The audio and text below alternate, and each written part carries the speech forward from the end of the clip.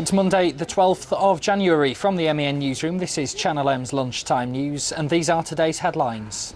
The Primark sweatshop claims this factory here in Manchester is using illegal immigrants and not paying staff the minimum wage. They knew what they were doing. They're deliberately flouting the law. I really do think that they've got to have the well-known book thrown at them. Also coming up, as the conflict in Gaza goes on, protesters take to the streets here in Manchester in support of the Israelis. It is heartwarming to see so many of you brave the cold and the rain to show your support and your solidarity with the people of Israel. And the mystery artist behind an unusual sculpture in a Manchester park is revealed. Living in Newton Heath, I found it very inspirational because of the people who are around me. It's another different culture from the culture that I'm used to back home in Australia.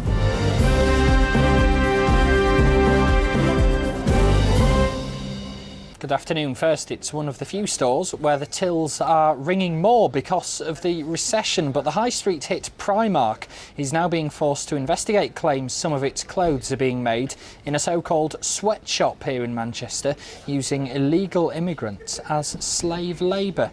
Here's Nina Warhurst. Slaves in Manchester. The headline to an article that claims a supplier here in the city is run like a sweatshop.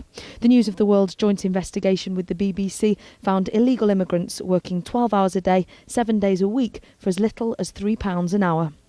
A journalist went undercover at a number of locations in Manchester, including here at TNS Knitwear, and she found illegal immigrants from across the world working up to 84 hours a week and being paid just over half the minimum wage. Some of the factories are believed to breach basic health and safety regulations, and in one factory the report found dozens of exhausted immigrants crouched over heavy knitting machines enduring thunderous noise from the machines. And all this just a mile and a half from Primark's hugely successful city centre store. Primark is the biggest budget clothing store in the country, hugely popular with young people and mums who can dress the family for under a tenner. Its widespread appeal meant that last year it reported profits of around £233 million. But it's repeatedly come under fire for using suppliers in third world countries that grossly underpay and overwork their staff. But this latest revelation is all the more shocking because it's here in the UK. Well, I think there's a good case for closing the factory immediately because they're clearly trading in gross violation of the law. They knew what they were doing. They're deliberately flouting the law. I really do think that they've got to have the well-known book thrown at them, because if that's not done, the signal is it doesn't really matter, and it does matter. It does matter. Primark boasts of ethical trading and says it regularly checks to make sure its workers are being treated fairly. But according to the report, in all 140 UK stores, they've now been forced to take down any references to ethical trading initiatives. Primark has launched its own investigation into the claims, and a solicitor representing TNS Knitwear says the owner denies the allegations. For both Primark and the factory owners, their attempts at saving money could prove very costly. Well, there's still been no more words from the owner of that knitwear factory featured in Nina's report, though his lawyers have put out a statement denying the allegations. Despite that, Primark stores are as busy as ever. The cut-price clothing so popular, some of the thousands of people who shop there dub it Pradamark or Primani. Well, we've been asking shoppers how much they're worried about these allegations. I think it's a disgrace. That's all I can say, really, and people shouldn't buy it from the shop. Are you surprised that there's a sweatshop in Manchester?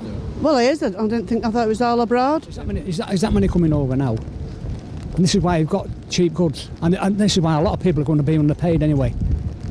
All this recession, there's that many out of work now. They'll do anything to get a job, to earn money. So that's contributing towards low wages, below the minimum wage. It's encouraging it. Probably not, because Primark's cheap people and it attracts different type of people, different type of customers, and I don't think that people will be really bothered about where it comes from. I don't think anyone should be working for £3 an hour, no. That's it. I don't think anyone should, especially not in this country. I mean, well, in no country, in fact. But surely, is it not worse that the people in other countries are working for even less than that? I mean, it's cool to kick up a fuss about this, but like, I'm sure that there's people working for much less for Primark, like somewhere else. Well, we want your views on this story. How much do you think this will make you think twice about shopping at Primark? Are we getting things too cheaply and not thinking enough about who's actually making the garments? You can text me on 88821.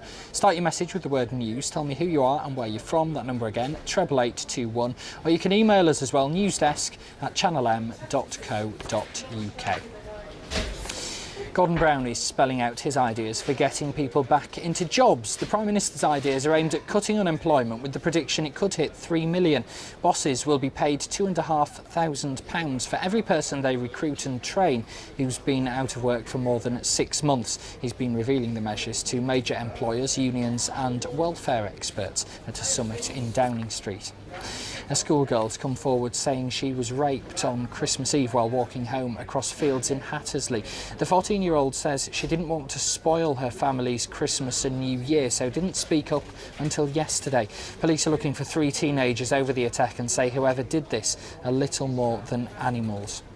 A 13-year-old girl has gone missing in Oldham. Holly King left for school this morning in Medlock Vale, but she didn't arrive at class. Police say it's very out of character. Officers are searching the area and trying to trace signals from her mobile phone.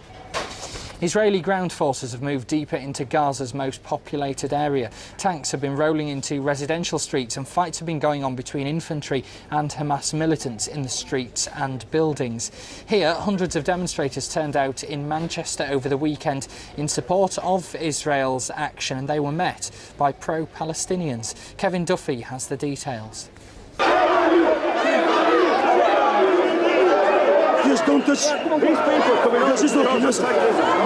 Emotions were running high as several thousand people gathered at the pro-Israel rally outside Manchester Town Hall to listen to a group of high-ranking officials and MPs.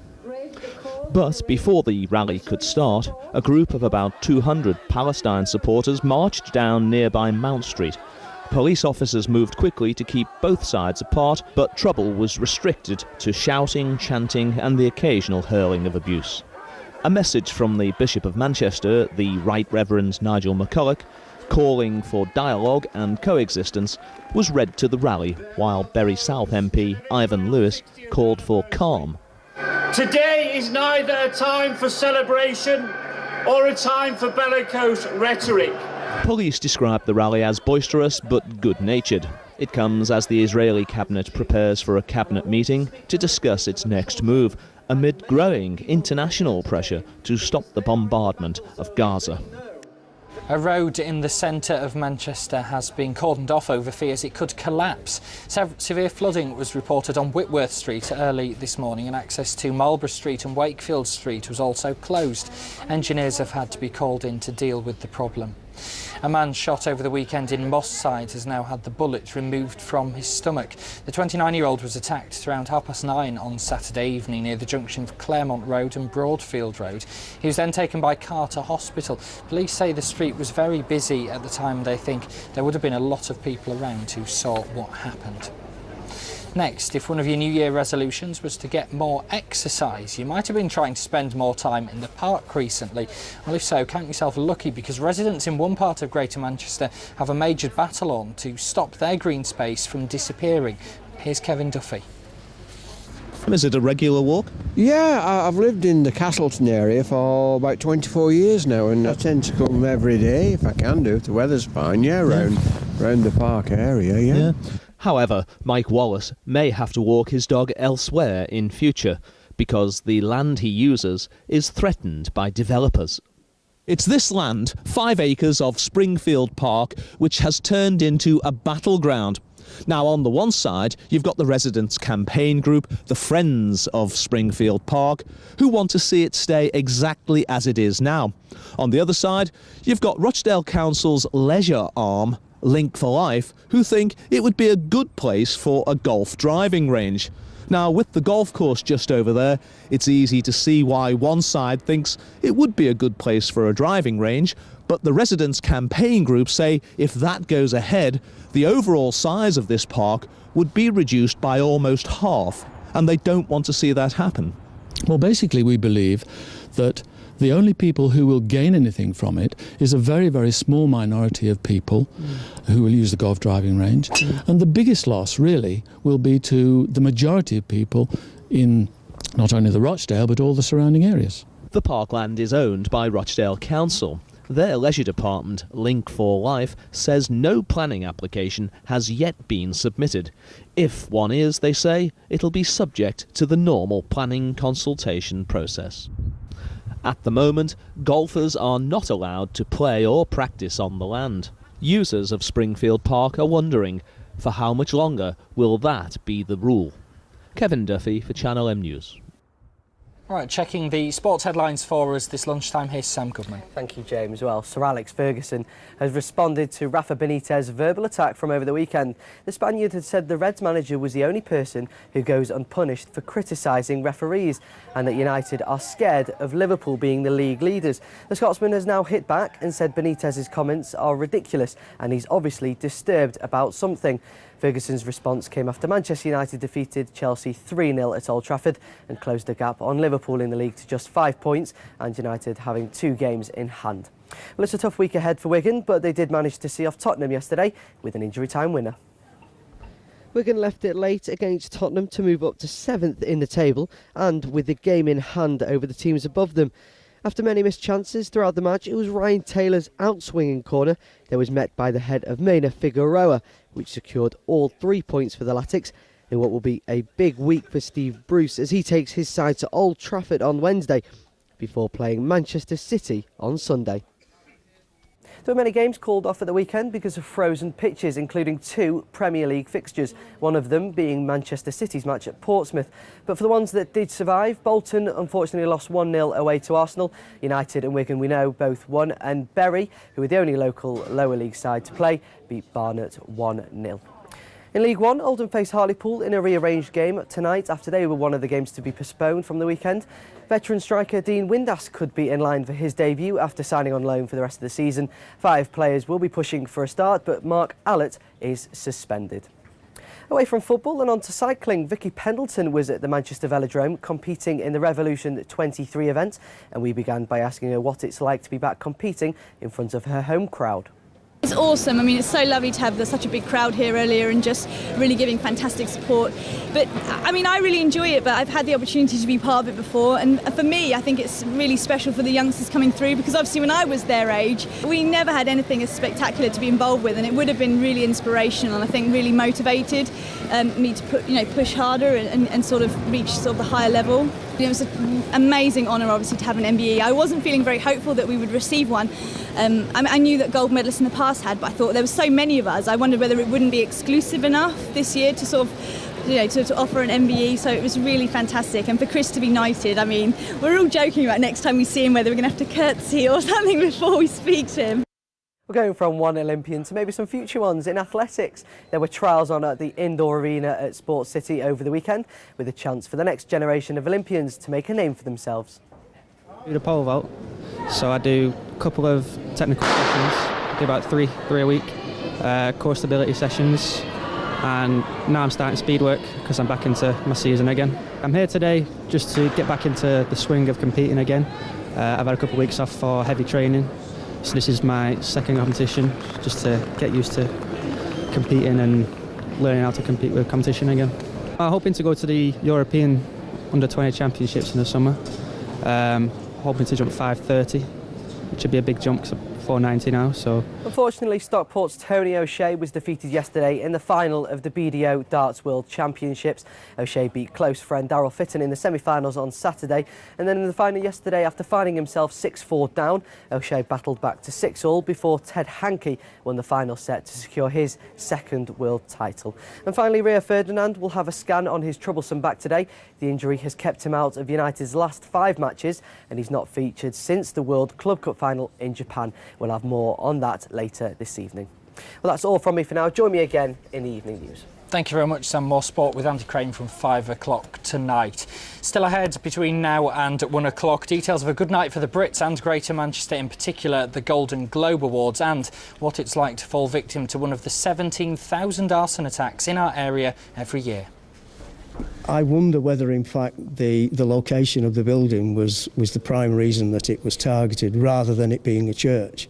I have my doubts that someone actually wanted to burn a church down. It was just that we were in the unfortunate position of being isolated.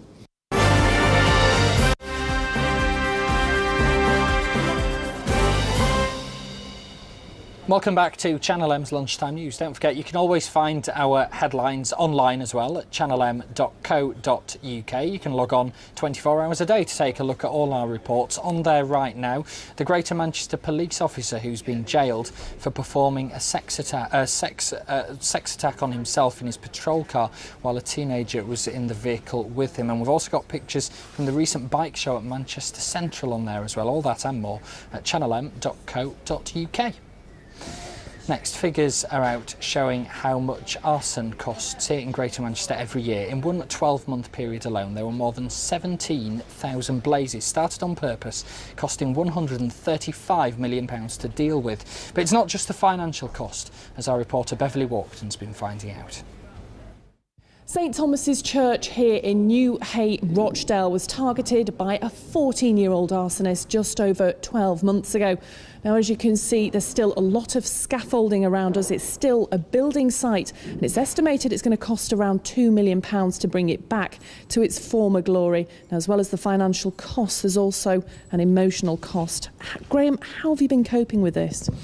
With some difficulty, I have to say. You can imagine that all the people who were planning to use the church for family occasions, baptisms, weddings and so on, have been really disappointed. We've had to accommodate them at other churches, which has happened, but part of their day would have actually wanting to be in this place. It's absolutely, because it's a beautiful church. It's got so much history as well, hasn't it? It has. It's a Victorian church, 1876, and well loved, and you can tell from its position it's a visible landmark in the village, something that the people look up to, shall we say, spiritually as well as geographically, physically. Absolutely. Now, were you surprised that it was targeted by arsonists?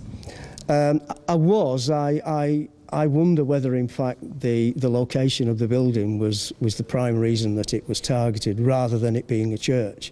I have my doubts that someone actually wanted to burn a church down. Good luck with the renovations. How much longer do you think they're going to take?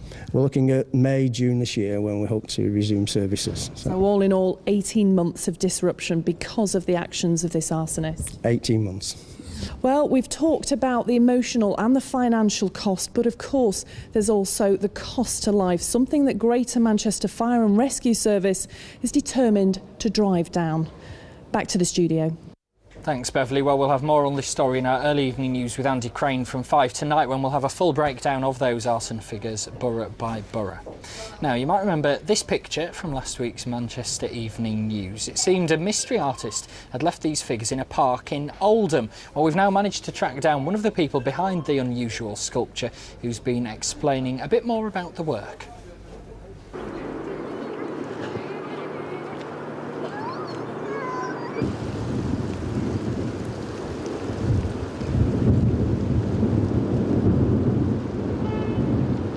The sculptures apparently have disappeared, and the only thing that I came across in the park was this hand, which I decided to bring back because it will remind me of the time that I spent collecting the cans, washing the cans and cutting them out and putting them together with the other person who assisted me with the work, and he's actually the mystery artist and I'm his assistant because I did all the labour work.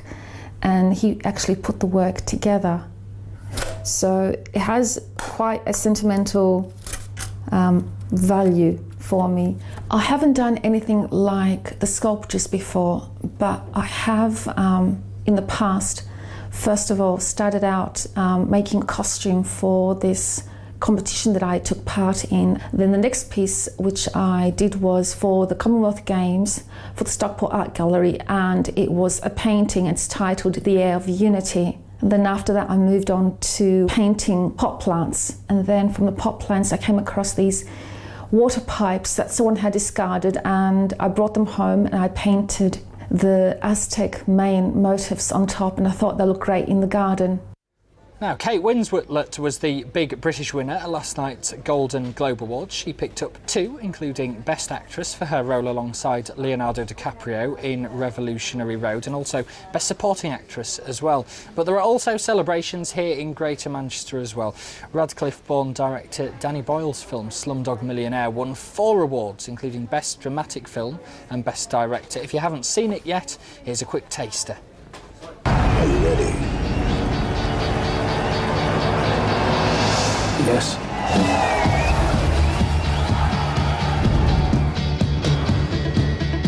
Are you nervous?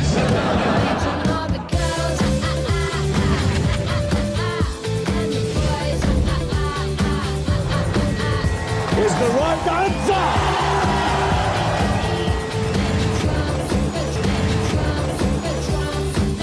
With me now is the Manchester Evening News film critic Kevin Burke. Kevin, thank you for coming in. First of all, Slumdog Millionaire, we've just seen that clip. Give us an idea what the film's all about. First of all, I should say it's an absolutely terrific film. Basically, the idea is Jamal, the young guy played by Dev Patel from Skins, has found himself the contestant on the Indian version of Who Wants to Be a Millionaire. He's one question away from winning 20 million rupees.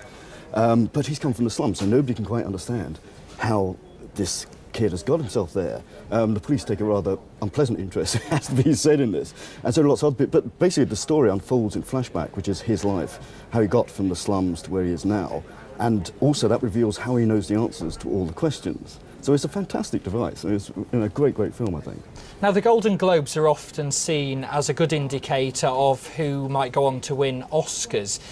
Given the success that we've seen for this film in the Globes, is this boding well for the Oscars, do you think? You'd have to think so, wouldn't you, really? I mean, I think it's certainly it's bound to be in the running, I think. And I noticed this morning it's gone to the red-hot favourite to win, which would be great, I think, you know, because, as I say, it's a fantastic film. It's exhilarating, it's funny, it's lovely. I mean, what more do you want out of a film? And especially with our links to it, it's certainly one to watch. We'll hope a lot of people go out to see that, especially given the success it's seen. Thank you very much for your time this lunchtime. We've had quite a mild morning across Greater Manchester compared to the chilly week we had last week so far. Let's take a look at what the next few days have in store. Here's Michelle Eagleton.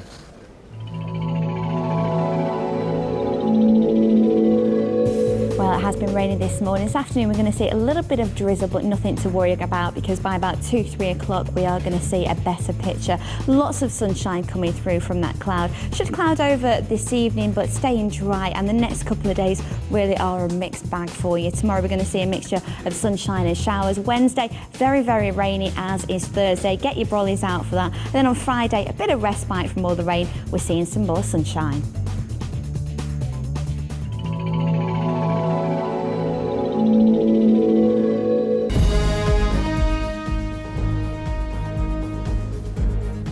You're watching Channel M's Lunchtime News. Our main headlines this afternoon. An investigation is on into claims a factory here in Manchester has been using illegal immigrants and paying them below the minimum wage for making clothes for Primark. The boss at TNS Knitwear in Ardwick is denying the allegations.